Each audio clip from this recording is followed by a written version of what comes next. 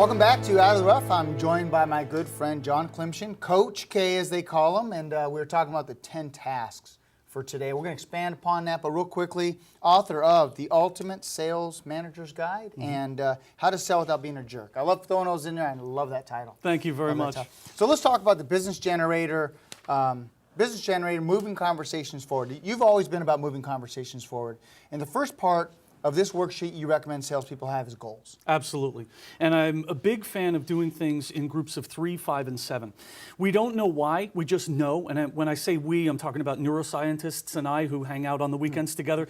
We know that the mind will collate, collect, arrange, rearrange, and be able to retrieve ideas, concepts, and thoughts in groups of 3, 5, and 7 more readily than in even numbers. Again, we don't know why. But if we know that that's the case, what I want to do is I want to leverage the power that I have by saying each day, I'm going to write down 3 goals. Now, they don't have to be goals for today. They have to be goals that I will write down today that I am working through my task list tomorrow to help me achieve. The power of 3 is that for some reason, it's kind of like we live in a Trinitarian universe, right? There's air, fire, and water. There's land, sea, and sky, right? There's California, New York, and the rest of the world, right? So the power of 3 is that the mind is working on this when we're not thinking about it. And when we write something down in our own hand, the subconscious starts to believe it as a fact.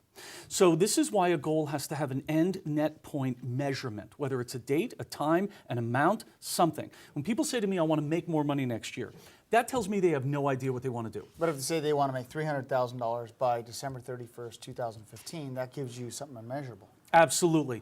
And I would even move it back from December 31st because I don't know what goes on in your world, Fred. You know, I can't quite keep up with you all the time.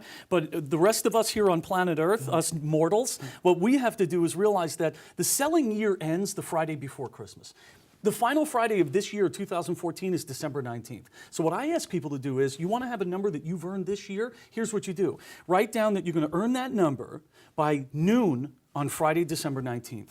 This way, you're done. You and I both know if I set the goal that I'm going to get it done by noon on Friday, it's usually done by Wednesday, right? So I would love to have the selling community of the greater world that you and I have an opportunity to influence. I would love for them to be done and relax and start visioning their next year of sales. So 3 goals, they can be personal, they can be physical, spiritual, emotional, financial, whatever it is that they want to do. They want a promotion?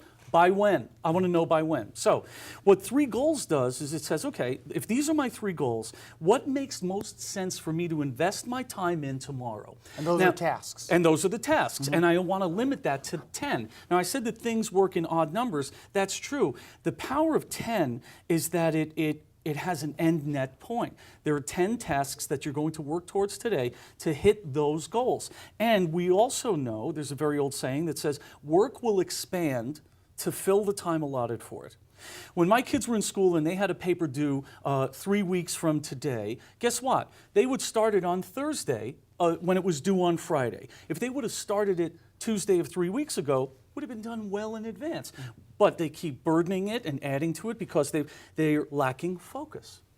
So once we say, okay, I'm going to be focused, I'm not going to squirrel out, I'm going to be disciplined, and the definition of discipline is not to be constantly corrected. The definition of discipline is to follow a regular, proven path. I love it. Now, excuse me to interrupt you, That's okay. The third part of this, because we talked about the task, right? Yes.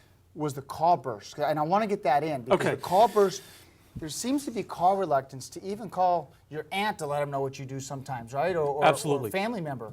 We live in a world of texting and emailing and all that stuff. The invention that Alexander Graham Bell came up with was designed to connect us. And even today, with smartphones and Skype and all that stuff, when you and I speak on the phone, it is different from a text conversation or an email conversation. It is human. It's about making that human connection. And the reason I ask people to do 20 dials in a row without distraction is to de-squirrelize themselves, okay? Not going after the shiny metal object. And people will spread out their calls over the course of a business day, and they think that they've been making calls all day. They add them up, they made 7 calls. I make 20 calls before 9 o'clock in the morning.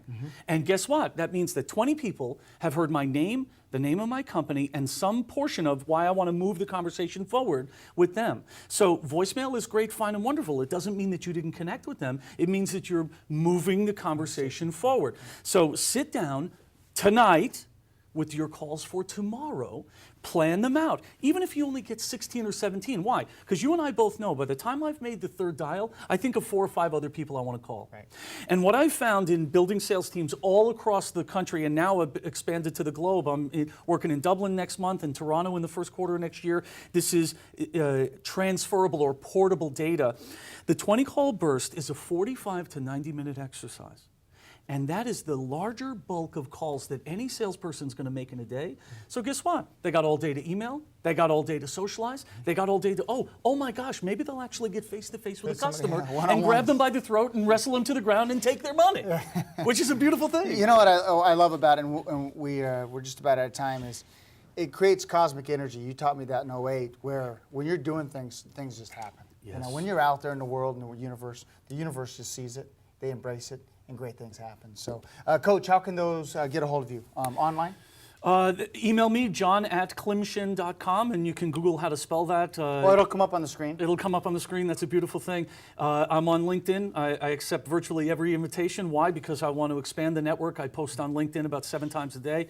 And anybody that reaches out to me as a result of this show, I will email them a PDF of this. Love it. And I'll send them an email that instructs them through this process. Love it, love it. Ladies and gentlemen, John Klymshyn, author, speaker, coach, Coach K, and author of The Ultimate Sales Manager's Guide and How to Sell Without Being a Jerk. Well, I hope you enjoyed this edition of Out of the Rough. If you'd like to watch us online, go to scvtv.com or fredarnold.com.